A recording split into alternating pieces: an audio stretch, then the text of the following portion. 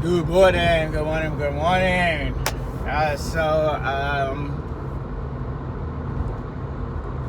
Just want to reach out real quick, talk to you guys about just where I am today. So just starting this, it's not late, it's not early, it's 9:30. I'm out. Left the house already to do work. I'm gonna hit work early today, and I'm going to pick up my first passenger. And keeping it real always. So I said to you guys that it was been 3 weeks consecutively where I have actually relapsed on it. It's like late Saturday night, Sunday morning. So I'm trying to change, with my Lyft, Saturdays and Sundays is when you're actually doing Lyft or Uber or something like that. That's where you make money. Those are like that I actually do. So I've always liked to work to the early hours of the morning, but I have to reconsider as that's where I've relapsed, and I'm like, okay, should I not do that? So that's why I'm trying to get out here a little bit earlier. Maybe do the hours that I would normally do, the number of hours I normally do, and see if I can actually make the amount of money I want to make. But then this is also, I get to this stage where I am, I'm feeling good. I'm feeling positive. It's just like, okay, I got this. I don't want to, but I don't want to fool myself either. And I don't want to take it from a negative aspect either. I don't want to fool myself. So that's a wrong word. I don't want to be caught off guard. Right word. I have a meeting that I'm going to be going to. I'm actually going to introduce another baby CA or something like that. I'm doing SLAA. I went to my first gay meeting with dope yesterday, because I really sort of understood the things that I've been dealing with inside internally, which led me to act out, to do some of the things that, that's not really who I am. I look for validation. But anyway, I get to this stage, like a Friday, I'm feeling good, a Saturday, I'm feeling good, and then wham! Catches me off guard. So now I'm putting out here, I'm not going to be caught off guard. I'm going to get over this hump, because once I get past the 7 days, and it's a psychological thing, I do understand that. Once I get past the first 7 days, for me, it's actually, it's easier for me to then get closer to the 30 days, so I can get to the 60, to the 90. I don't want to get ahead of myself. I know it is always going to be a one day at a time, but I'm also looking at my patterns. I'm very analytical about things that I do, so that I can actually understand how I can actually where I need to make improvements, or where I need to focus on. As I said before, what I've done is I have gone to meetings every single day. So I'm going to do another one. So today's day 5. It'll be a meeting again today. So that's really important. It's really helping me. I was very anti before, but I got to change my mindset. I wrote in my journal this morning, and one of the things that for me about self-improvement is also about being very self-aware.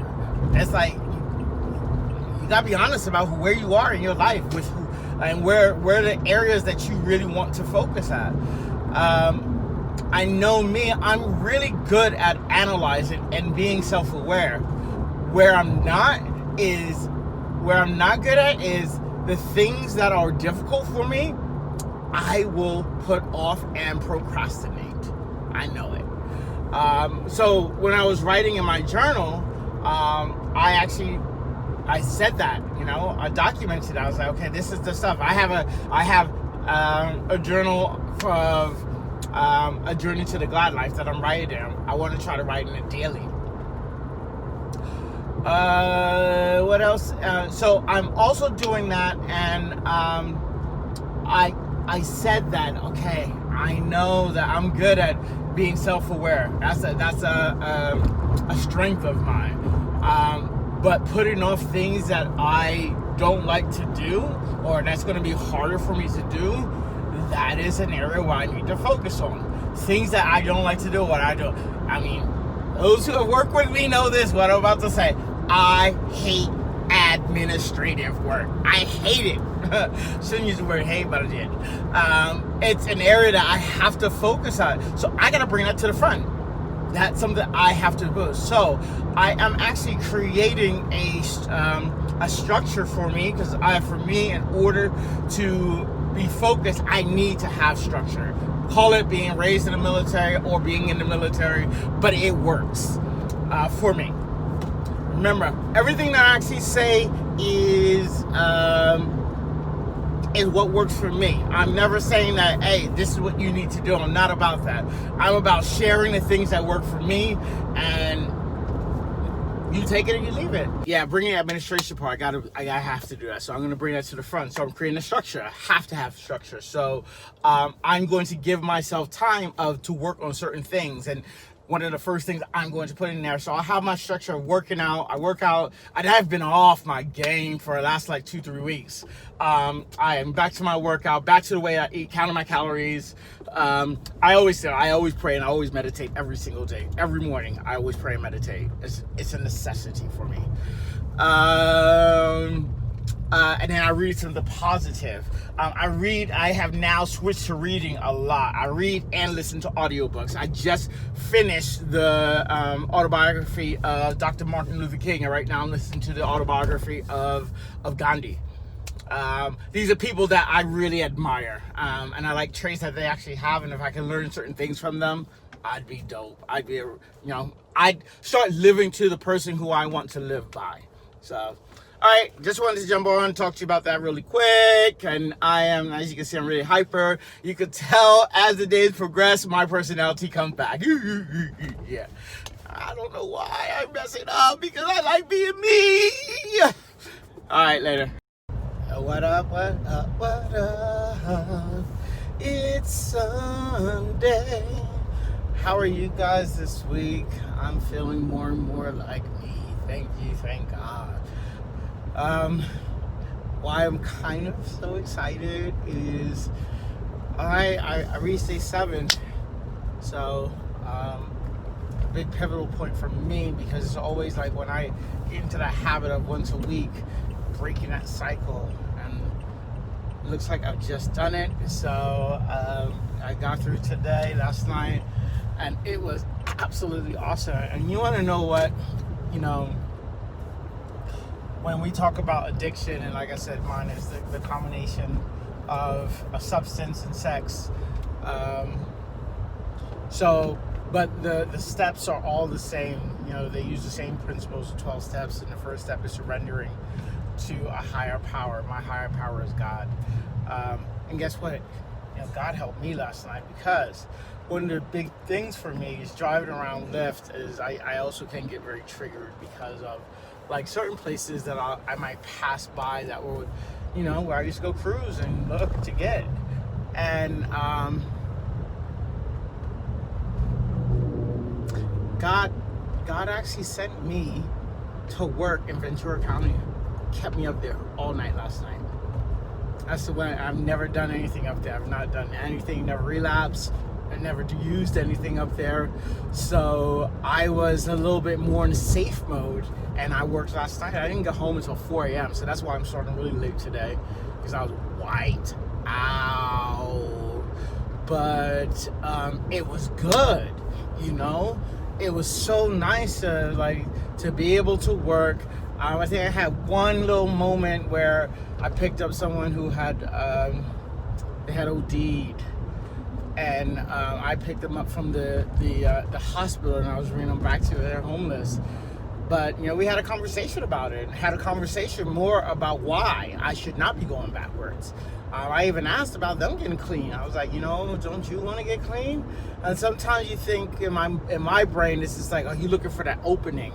But I literally talked myself saying that, yeah, I'm good. I don't want to go back that route. And it was good. And that was like about 2 o'clock in the morning. About 2 o'clock no, what time did I drop those guys off? It was like maybe 12:30. Yeah, 12:30, 1 o'clock. So I was super, super stoked that I did not relapse last night. Made it home. I'm just really tired this morning, so I woke up and I I caught a sermon online and prayed and meditated. So now I'm back out here at work. So now I am out working, and I have it silent, so I'm trying to read like my directions. I'm going to pick up my next passenger. I'm hoping, you know what I want to do as well, because I get some really interesting people when you're in alignment in what you want to do with God and the universe. The people that come into your life in your car and stuff like that is always I have amazing conversations all about, about rehab, about my motivational speaking, about the journey I've actually gone through. Some people who are also in recovery.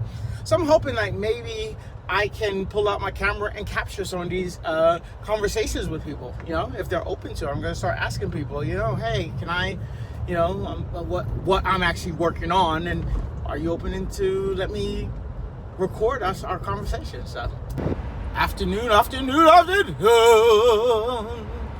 What's up, beautiful people, beautiful world? As you can see, I'm back to myself. I'm just reaching out now, and this is for the vlog.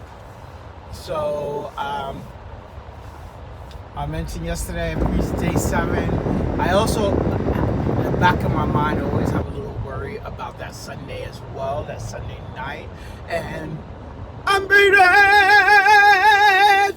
Yeah! So woke up today clean and sober, really happy. However, let me tell you, it wasn't without the grace of God. Anyway, I got up yesterday.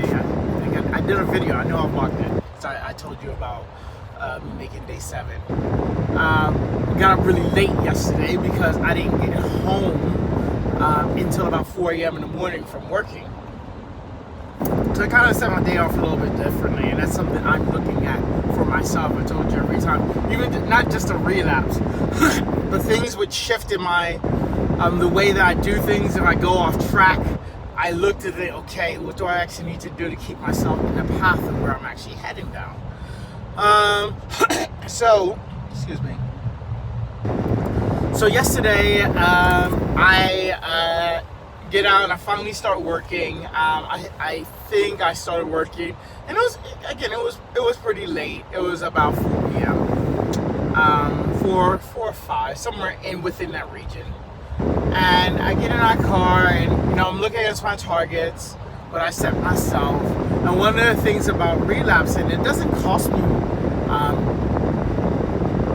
and it's not that money is the most important factor, but it is a contributing factor. It doesn't really cost me money as much when I actually relapse at that moment.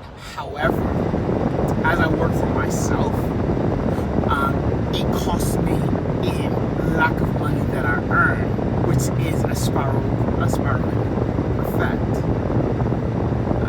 So I actually didn't work, which cost me. So it was probably like almost 3 days worth of work, and that's that's a significant amount, especially when you work for yourself. Doing these sort of things. So I was up against a clock of I want to hit my deadline. So I was like, you know what? Got in the car, I prayed, I meditated, and I also said to God, this is something I truly believe when you ask, He does deliver. I'm telling you now, I hear the story. So I got in my car. Doing Lyft was really nice if you get long drives. So I'm out, had a couple short trips within my neighborhood. My third trip, girl gets in the car, I look over, and I'm like, and I go literally like this. You want to go to Bakersfield? She was like, yeah. Cool. That's about $100 for me. Couple hours. That's it, just getting up there. So, and it was a great trip, really good girl, My therapist always says this to me, and I don't know if now people want to come try to request me, just joking, but I connect very well with people, and I have such very deep and meaningful conversations with some of my passengers, quite a few of my passengers. No different with her. Her and I, we had a really deep talk. We talked to, I'm listening to a guy named Cornel West. Oh man, he really speaks the truth. Love what he's actually talking about. Her and I really had a great conversation. Get up there, drop her off, and then I'm like, okay, I need to get a certain number of rides to hit this bonus that I want to hit. So I'm like, okay. And I get up there, and they're like, yeah, there's not a lot of drivers up here. So I'm like, cool. So I'll just stay up here, and I'll just work. Get something to eat, and I start driving. So I'm like picking up passengers. And one of the things that I realized is that, you know, LA is quite triggering for me. And so one of the things God is doing, he sends me to areas that I have not been to work. It just happens that way. So I go up there and I'm in Fresno. So, oh, this is cool. So I'm also looking around. I'm like, man, this is a place I should consider maybe to move to get out of LA. And so I'm driving around.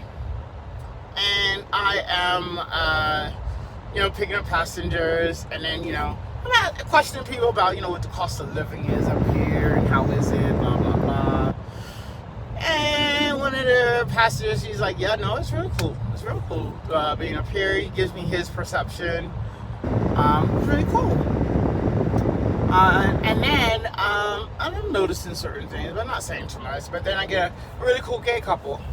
And they give me the lowdown from our perspective. Because one of the biggest things, one of the most important things for me is if I do move anywhere, I don't want to put myself in an environment where it's going to make me regress. When I say regress, things that will make me regress is if I can't be me.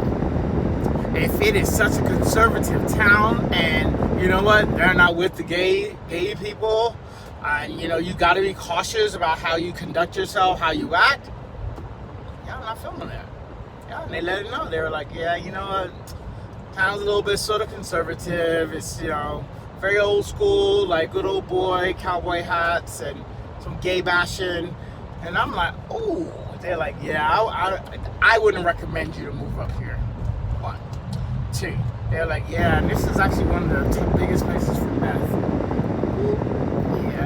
I don't know if this is gonna be good for me. So I was like, all right, cool.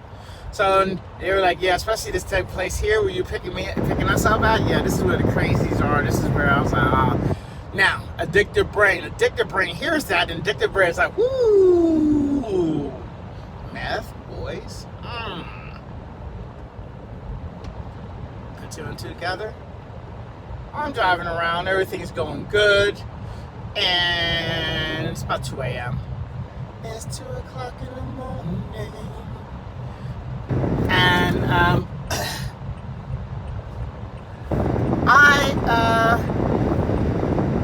started to have cravings. So I was seeing some guys, so a couple of guys. I'm like, dang, man. Now, you know, I talk to God. I'm like, man, God, why don't you send me my soulmate now?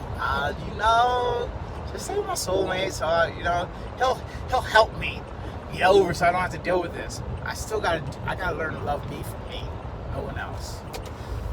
So that happens. I say that, and then all of a sudden, you have another trip, and then I pull and see someone. I'm like, I even approach them a little bit, and nothing happened. Couldn't do it, but I opened that door. Dumb me. My energy changed immediately. I could actually see like things weren't going as smoothly for me. It was like I couldn't even connect with this next passenger. And that passenger ends up canceling, get another ride immediately after. And I now only listen to Christian hip hop as well. That's another one of my music selections I have. And so then I hear this song. And basically the gist of the song is just call on God when you need him. So I got that message right then and there, and I was like, ooh, I'd already apologized to God for opening that door, asked for his forgiveness. But do you know what I did right after I heard that song? I was like, Yeah, God, could you please protect my soul? Please. You know what? I open that door. I don't want that. Just take care of me. Take care of my soul. I'm about to tell you, it really happened. So I'm driving to get my next passenger. That canceled. You have a new ride. So it's alright. Which was closer. Went, picked this person up. Older gentleman gets in the car. And he is like, alright, cool. You ready to head to LA? Yo!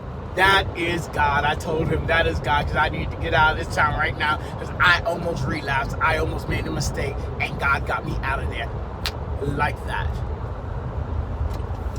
So I think part of this transformation I'm actually going through, and I've spoken to God about that, is for, people, the world to witness what God will do for us, what we can't do for ourselves. I asked, he delivered, he got me out of there. I drove that guy home. I went home. I went to bed. I woke up this morning clean and sober. Thank you very much, God. That was my night. I am still clean and sober.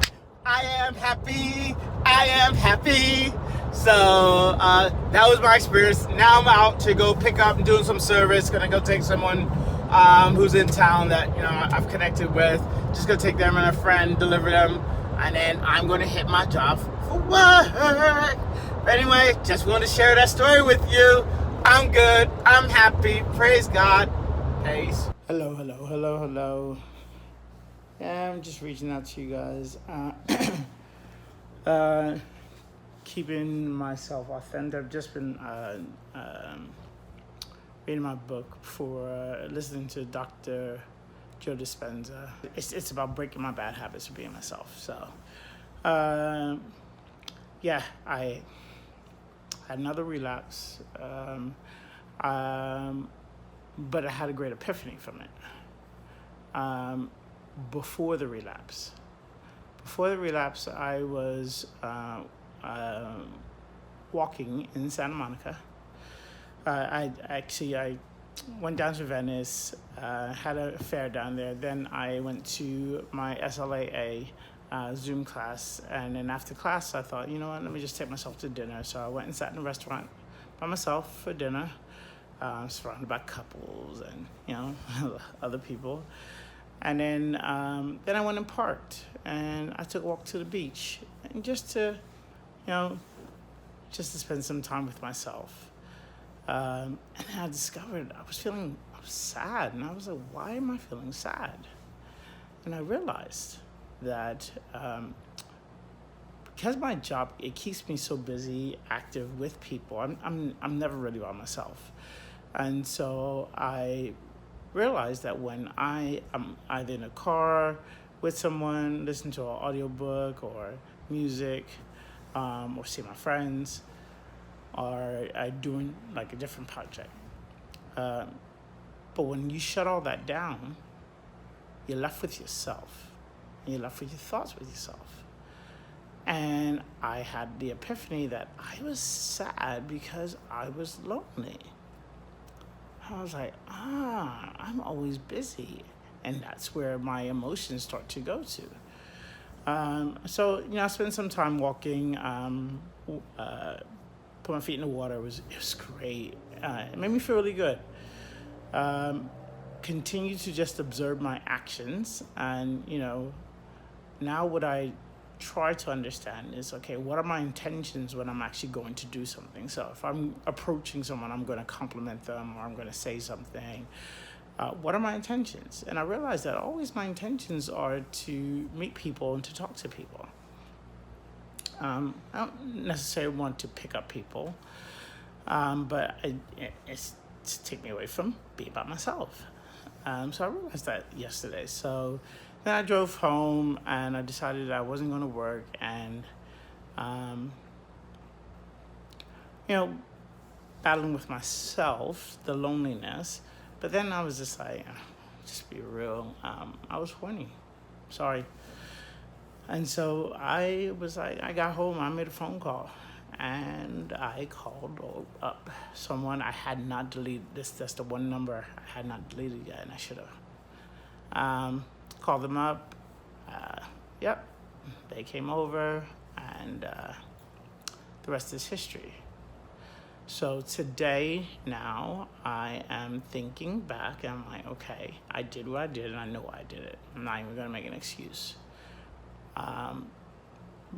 But I did come to realize that whilst I was, I think I had this next epiphany when I was taking a shower, that I've been living by my flesh and not by my soul. We're always going to have feelings of the flesh.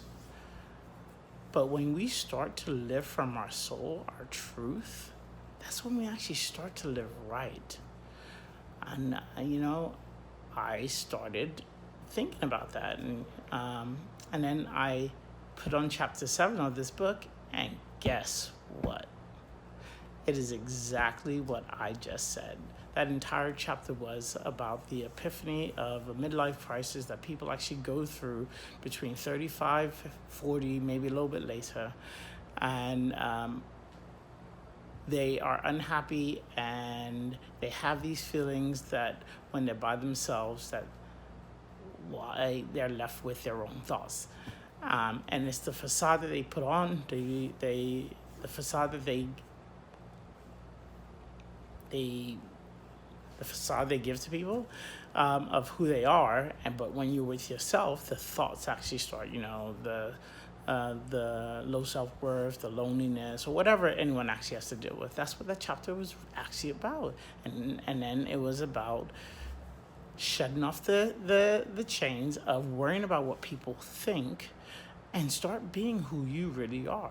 Hence why I'm again doing this. I do know that even though I've relapsed, that this is all just temporary. I know I'm going to get to where I'm going to get to. I have to go through these bumps. And as I said before, there's a lesson every single time. And this time I realized what that lesson is twofold. My thoughts by myself. So I have to learn to be by myself a little bit more. But two, start living for my soul. That's a big one for me. What up? Hey, what's up, guys? Just reaching out to you real quickly. You saw that video. That was literally yesterday, when I talked to you about my relapse. And I bounced back super quick this time as well, because again, part of my process that I'm doing is about all these lessons, and I got such an amazing lesson on this last one, which I think is great, living from my soul. I was literally just talking with a friend just now about how I can remember it. And funny thing is while we were, because she is one of my best friends, lives downstairs. We went and dropped her daughter off at school, and as I'm sitting in the car, she wanted to go drive food, get some food for herself, and the guy serving us, one of the types I like. And what's so funny is, and this is what helps me about meditation, and what's really helping move me forward in understanding myself. Subconsciously, some of the actions that you do, you don't even think about, and automatically I went in, and she was like, my interaction with him, probably a little bit flirtatious, but in the middle of that, I actually said, and I said it out loud, and she heard me, and I said, living from my soul. Okay. And I pulled myself back. And she's like, yeah, I'd already clocked it. And I was like, because she really knows me as well. And so this morning, I just finished off having a conversation, that's what I'm going to now have to work on, is what can I do until it becomes a natural habit of living from my soul, and understanding when I'm not living from my soul. I have written out some traits that I journal. I think journaling is super, super important. And where did I put it? Soulful living by my soul, have my values. Soulful living for me. For me, when I am soulful living, I am thinking of others' well-being, not worrying about my flesh, able to tune out my outside influences in alignment with God and the universe, balanced, honest, happy, selfless, and sober. Okay, so that's my definition. Everyone's definitions can always be different. And again, I have to stress this, please, please, please. This journey that I'm going through and why I'm doing it to inspire others is not to do what I do step by step, because what works for me may not work for you, but who knows? So it's an opportunity for me to show you what I'm working through, and you're going to see the successes and the failures as you have been seeing. So just want to reach out. I'm about to go hit out work. I did get up this morning. I actually woke up 5:30, but I dragged getting out. And again, I didn't sleep for probably 48 hours. No, a little bit less this time. So I got up about 6:30 slowly. So I did my prayer, did my meditation. I have written down my routine, my morning routine, to include meetings, stuff that I need to do to push myself to do, because I will procrastinate and put off anything that I don't like to do.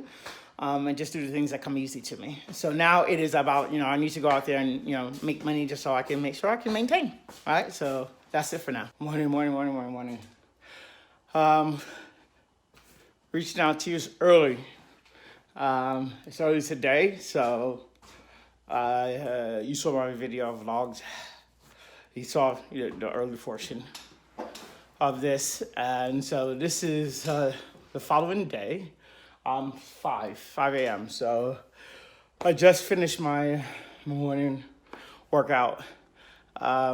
Something you haven't seen. So when I was able to get up to those 44 days this last time, one of the things, and it actually started off like immediately, I had started doing my morning workout as well. So, and for 44 days, actually. And I would get up at between 4:30 and 5 o'clock, so I can get out there early in the morning. When I first started that regime, I could barely walk a block. Run a block. And by the time I had gotten to the 44 days, I was running about I think I just made it to 2.5 miles. 2.5 miles and 80 push-ups. So I haven't done anything like that. And I just realized that, with this last relapse, that it has been 4 weeks. Because when I relapsed, that was the last time that I had worked out, that very first time. So, things that I'm doing differently so that I understand, so I know that I am moving forward. I'm working out again now.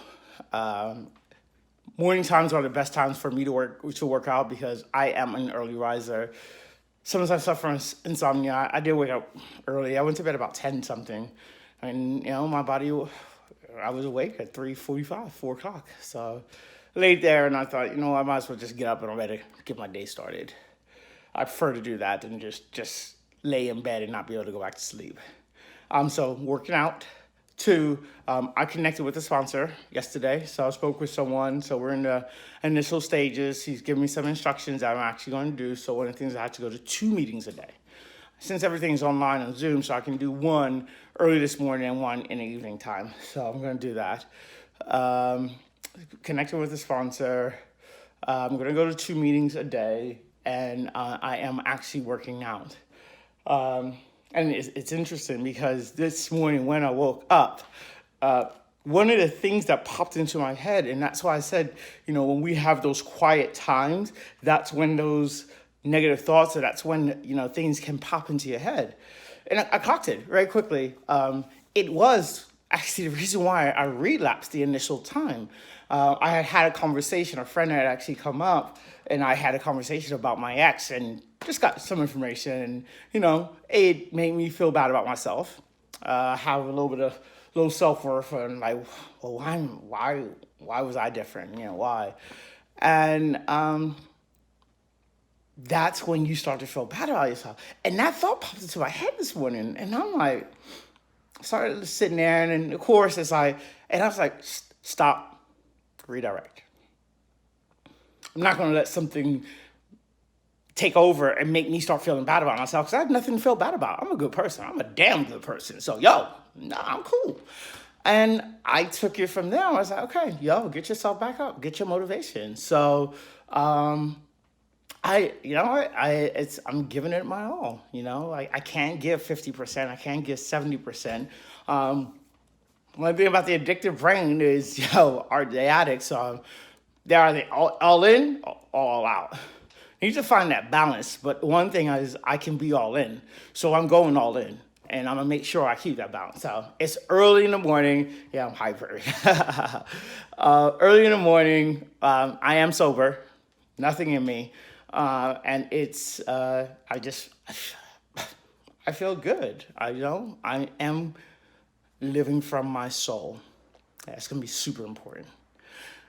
All right. Catch y'all later. Hello.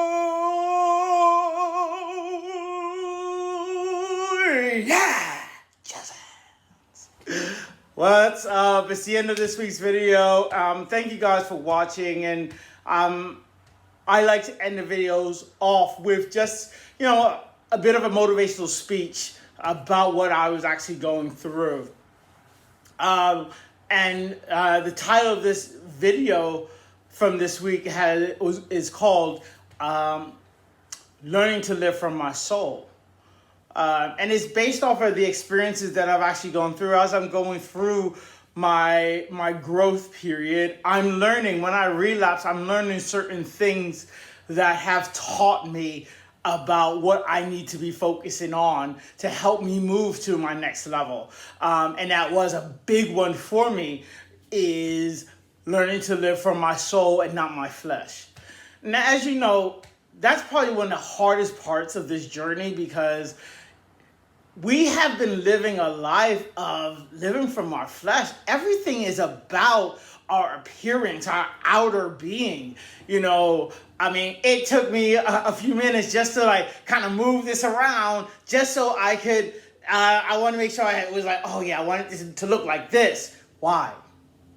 Why are we so scared to be our authentic self so people see who we are? That is it. That's what I'm taking from this message about living from my soul, because when I live from my soul, I'm coming from a place of love. I'm coming from a place so far inside of me that I don't care about what people think about my outer being, because this is the authenticity that comes from inside. I've lived a life of wanting to make others happy. I've lived a life of wanting to look perfect, or to come across as perfection. It's just I didn't even write the speech beforehand so that I can come to you authentically. Not saying that the speech was never authentic, because it's always what I wrote, but I have someone look over it. I have someone sort of amend it for me, but it's still my voice. But this time I'm like, everything about this video needs to come from my soul. So I thought, you know what? Nah, let's just do this. Boom, sat it down, and let me just talk to you guys. This journey has taught me that we're always going to have certain feelings. We're going to come across unhappy. We're going to come across feeling dejected. But we'll also come across having great days. But all of that is our outer flesh. We just need to learn how to cope with it. So that's what I'm learning from living from my soul. Living from my soul is about me just being me. The real me, the authentic me, the place of love. I have gotten connected with God and with my spirit. And that for me is what's living from my soul, is living from my spirit. My spirit has been trying to draw me back in for ages. And when I say trying to draw me back in, it has been showing me things like, you wanna do this, dude? I'm gonna let you do this. I'm gonna watch you fall. I want you to know that, Cedric, I love you. And I want you to be the best person. This is where the mind comes in and tries to say, oh, no, don't listen to that. Let's make you look like this. Nah, I can no longer do that. I can no longer listen to anything that tries to tell me to be something other than who I am. And that's it. It's the hardest thing for any of us to be able to do this. And, I had a conversation with my sister earlier today because, she reached out to me and she said, oh, I wish I can come out there and just give you a really big hug after she saw my last video. And, so I talked to her and I was like, and girl, you already know, I don't share half the stuff that I'm sharing online with you guys. I don't let people see me cry. It's just like, that's a side that I've always held on. I guess maybe because we've been raised in an environment and in a society that for men, because even though I'm gay, I'm still a man, you can't cry. That's weak. You can't show your weakness. Why not? Everybody has weaknesses. Everybody has fear. Everybody cries. Whether you cry by yourself or whether you cry, it happens. And the sooner that we can learn all to be our authentic self and not conform to be who others want us to be. And let me just bring this back to me. As soon as I learned that I should not conform to be what anyone else wants, but who I am, the sooner I'm actually going to make it to my glad life. That's what this journey is about. That's why I'm showing you these other sides, these other parts of me, because that is me. And I'm hoping that, others who see this, others who are going through this same journey that I'm going through, trying to get through addiction. And addiction is not just drugs. Addiction is gambling. It's shopping. It's alcohol. It's eating. There are so many types of addiction, and we go through the same process. We go through where we want to numb the pain, not think about it, give us something that's going to instantly gratify us, but still never make us feel whole inside. And that's for me what living from my soul. I can no longer do something that's just going to gratify me instantaneously, but only for a moment. I want happiness that's always going to be there. I want to know when I get into my next relationship that you don't make me happy. You add on to the happiness that I already have inside. And if we do not make it, I'm still going to be okay. Anything that I've learned since I've been going through this is I'm always going to be okay. I call on God so much now. And it's so funny. It's just like we look at this as we're younger or we're going through it. Like we never really understand about why people become so religious or so into God later on in life. And that's because He comes from a place of love. He only wants the best for you, wants you to be your best self. And so now, when I'm talking with Him, the peace that comes over me and the things that He does, man, He pulled me out of potentially relapsing when I was up in where was I? Bakersfield. And I just said, yo, God, protect my soul, please. I don't want to go backwards. 30 seconds. I got a ride to take me back to LA. Then I came straight home, clean and sober. Now, if you tell me that is not God, I don't know what. So that's telling me that He wants the best in me to keep me in a safe place. I can only put all my faith in something like that that wants the best for me. Because I also know that that's what my soul wants. Because my soul has been guiding me and taking me there. So when we're going through our addiction, if we learn to tune out the noise, the outside noise, and listen to the internal soul, that's when we start to get closer to our glad life, to my glad life. So this journey I'm on, I had to call my sister, told her, I'm okay. I reached out to some other people as well, and they were like, yeah, I was very emotional watching the video while we're working on it. And I'm like, just know that I'm going to be okay. And when I get to the other side, I'm going to be even stronger because I have made it through it. So anyone who's fighting, anyone who's trying to do the same as me, no, don't give up the fight. You will get there. Just believe. Turn your faith over to whatever you believe in and listen to that internal soul. Because this flesh here, let me go do what we do. That's not sustainable. That happiness is not sustainable. So that's what I got for you guys this week. It's a little bit different. It's not as prepared, but it's me, 100% me.